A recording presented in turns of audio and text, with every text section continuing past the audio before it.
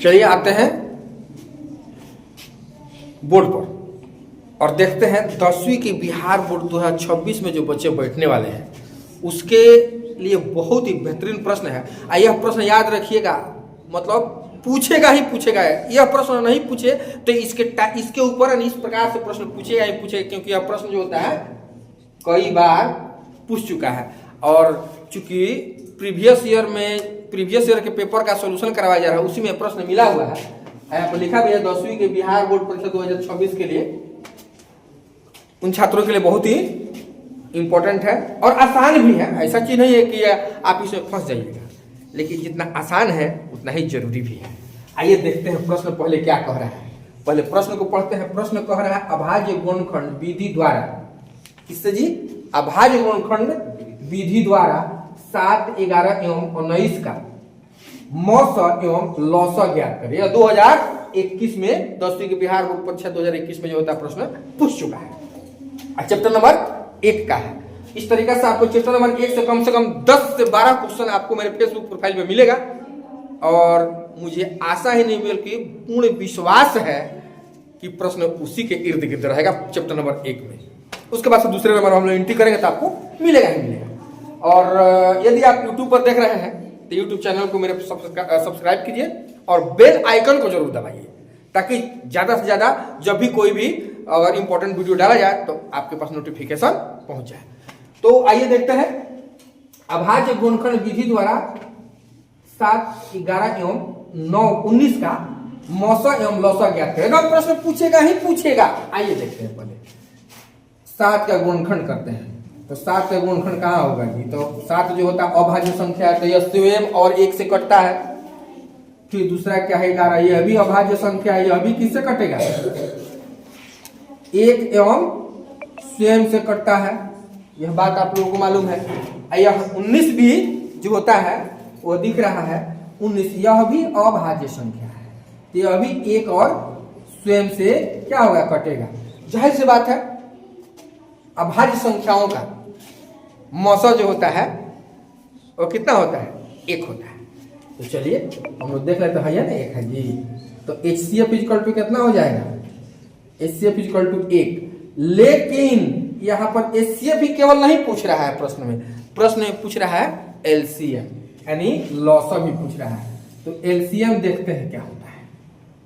LCM जो है आपको 7, 11 और 19 का गुणनफल होगा। तो दोनों के 11 7 77, तो 77 में 19 से गुणा करेंगे।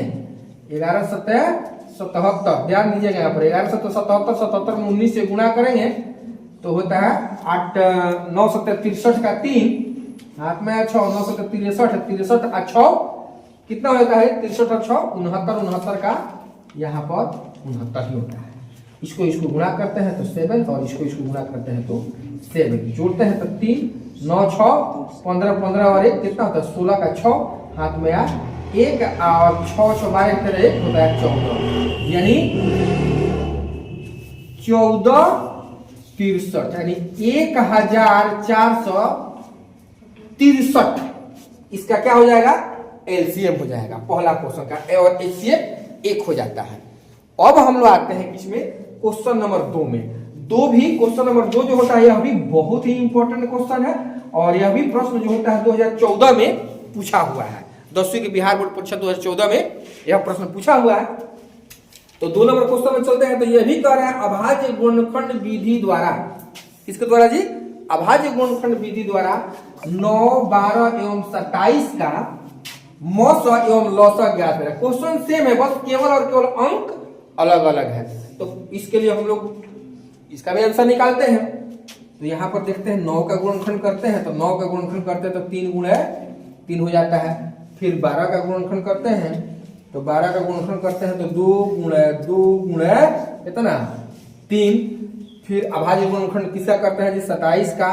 तो 27 का करते हैं तो 3 गुणे 3। अब देखिएगा इसमें कौन ऐसा अंक है, क्या है जी?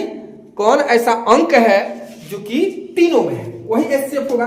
तो हमको लग रहा है कि भाई 3 ही है जो कि तीनों में है। तो HCF क्या हो जाएगा? इसलिए HCF एचसीएफ क्या हो जाएगा 3।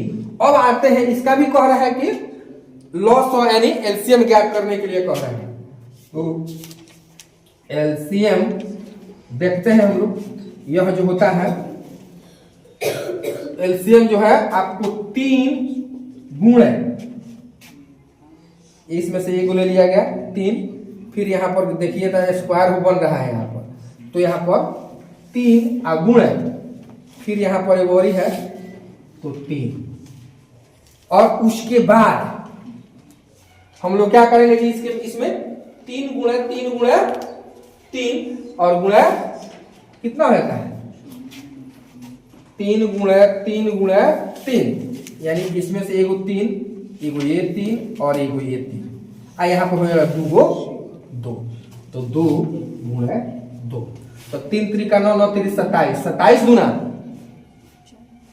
गुना कितना होता है 54, और 54 गुना 108, यह जो होता है इसका एलसीएम हो जाता है। इन दोनों प्रश्नों का उत्तर आपके सामने है, एक का आंसर यहां पर है एलसीएम, एक का एचसीएफ यहां पर है, इसका एचसीएफ यहां पर है और इसका एलसीएम यहां पर है। अब बहुत ही महत्वपूर्ण प्रश्न है, ऐसे ऐसे प्रश्नों को ज्यादा से ज्यादा प्रैक्टिस करके जाइएगा।